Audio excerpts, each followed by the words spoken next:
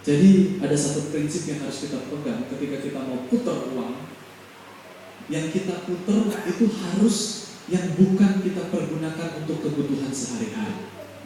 Bahkan kalau bisa juga kita perhitungkan berapa kebutuhan kita setahun ini, dan kalau lebih bisa lagi kebutuhan 2 tahun ini berapa. Nah di luar itulah yang bisa kita putar. Jangan memutar uang yang merupakan kebutuhan setahun 2 tahun ini.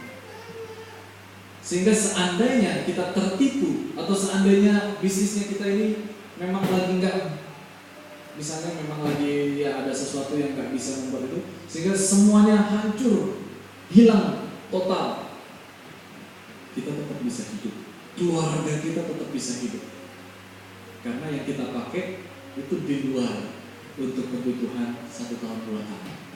Nah ini satu prinsip yang sebaiknya kita pegang sebagai orang-orang yang sudah belajar dari pelambung. Berikutnya, belalang. Belalang dikatakan bisa berbaris dengan teratur walaupun tidak punya raja. Artinya dalam bidang keuangan, kita harus punya gaya hidup yang teratur. Kita harus punya pola hidup yang disiplin. Kita harus mampu untuk mengendalikan diri kita. Jadi walaupun misalnya baru gajian jadi banyak uang di bank kita, tapi itu bukan berarti kita jadi main biola, gesek sana gesek sini dengan kartu kredit kita, karena kita pikir masih banyak uang di bank baru ditransfer dari perusahaan. Katanya nanti begitu pas jatuh tempo tagihan kartu kreditnya tiba, uangnya sudah habis.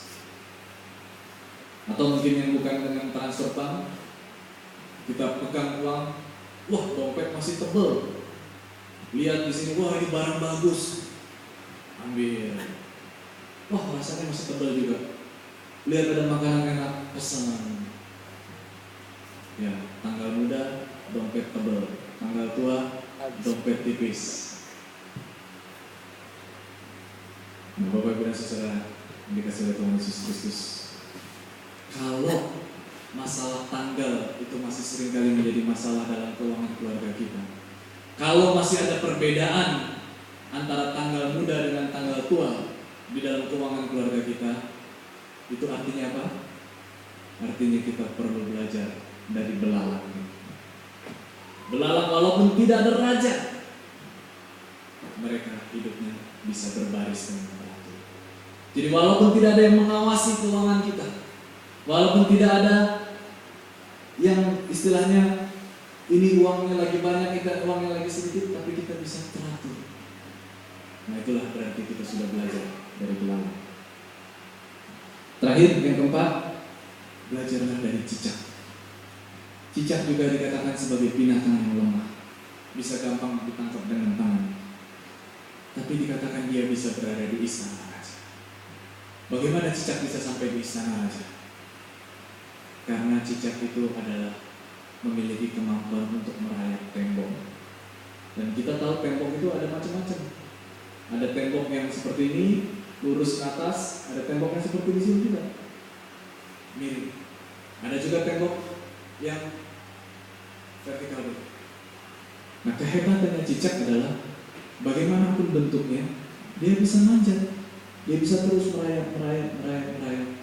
Bahkan sampai kalau misalnya tempat yang begini, kita bisa tahu kaki di atas, kepala di bawah, tapi dia bisa tetap jalan. Nah pelajaran yang bisa kita ambil dari sini dalam hal keuangan keluarga adalah mari kita menjadi seperti cicak. Bagaimanapun kondisinya, jalan yang harus kita daki mungkin begitu tanjakan begitu tinggi, atau jalan yang harus kita lewati itu turunan yang begitu curam. Mari kita belajar seperti cicak, tetap terus jalani, hadapi setiap kesulitan yang ada. Kita terus atur keuangan keluarga kita dengan baik. Nah inilah yang akan membuat kita benar-benar bisa menjadi penata layan Allah dalam hal keuangan keluarga. Kemarin ada rapat DGP, dan dalam perjalanan pulang kami sempat diskusi sedikit mengenai GI 35. GI35 juga seperti Warai terkena dampak yang sangat parah dari krisis finansial global ini.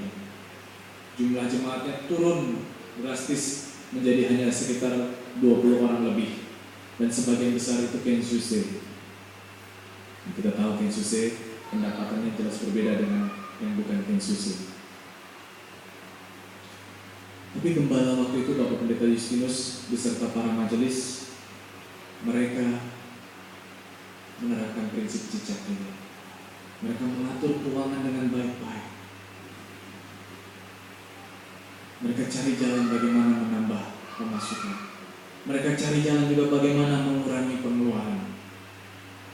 Dan mereka juga mengurangi pengeluaran ini bukan cara dengan tetap pengeluaran yang sama, tapi bukan lagi dibebankan kepada kas jemaat, tapi kepada jemaat. Jadi ada yang nanggung keluaran sendiri begitu. Itu kan sebenarnya artinya bukan mengurangi pengeluaran, hanya memindahkan pengeluaran aja kan kalau itu. Tapi mereka nggak begitu. Mereka evaluasi. Tiap-tiap pengeluaran dievaluasi, ini benar-benar perlu atau enggak ya. Kalau memang tidak terlalu perlu, ini di-cut. Lalu kalau memang ini perlu tapi bisa nggak ini sedikit dikurangi.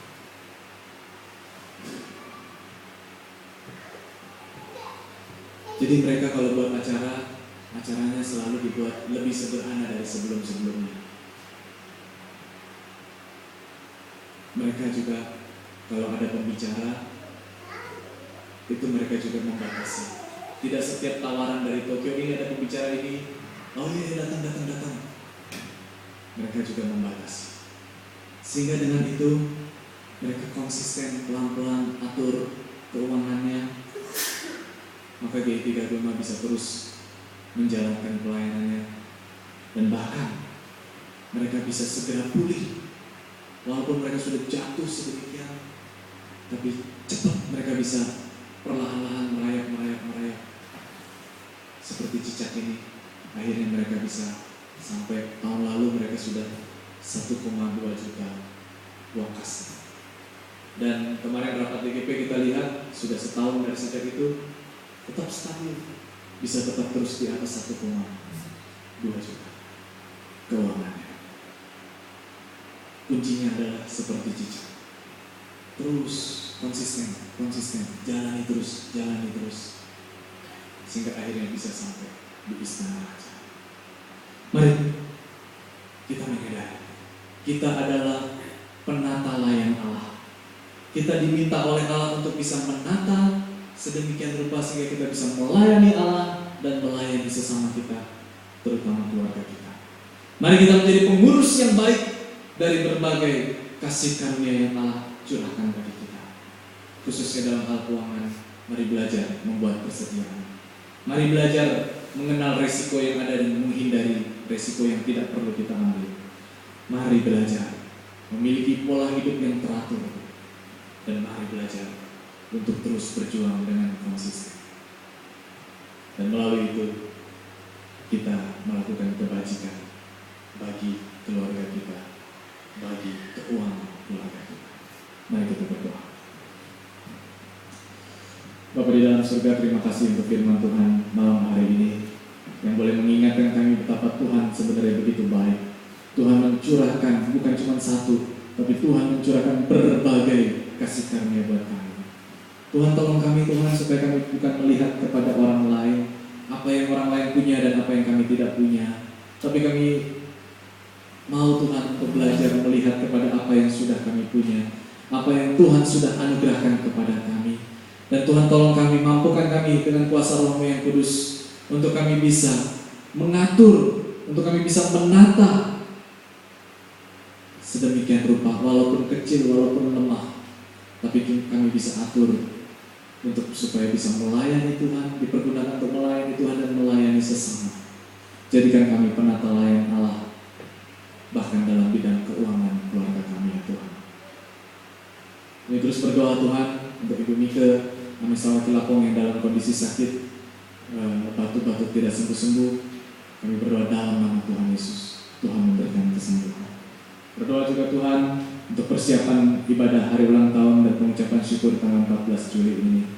Kami serahkan ke dalam tangan-Mu Tuhan, supaya kami juga boleh, apa yang kami bisa, kami juga berkontribusi untuk persiapan dan pelaksanaan acara ini.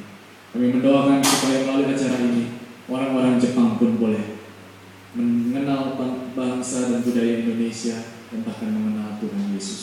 Tuhan memberkati panitia, Tuhan memberkati juga Bapak Pendeta Suzuki yang akan menjadi pembicara.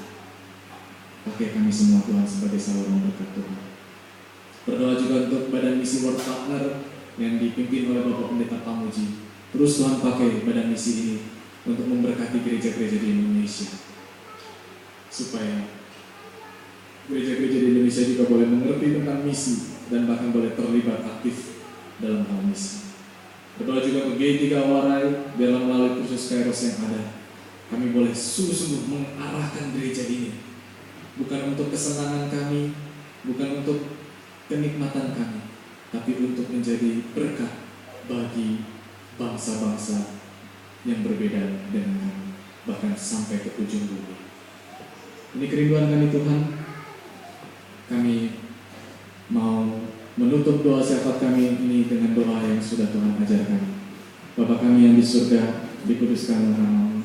Datanglah kerajaan-Mu, jadilah kehendak-Mu di bumi seperti di surga.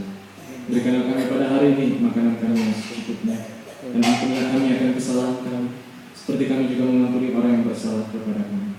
Dan janganlah membawa kami ke dalam pencobaan, tetapi lepaskanlah kami daripada yang jahat. Karena Engkau yang punya kerajaan dan kuasa dan kemuliaan sampai selama-lamanya. Amin. Mari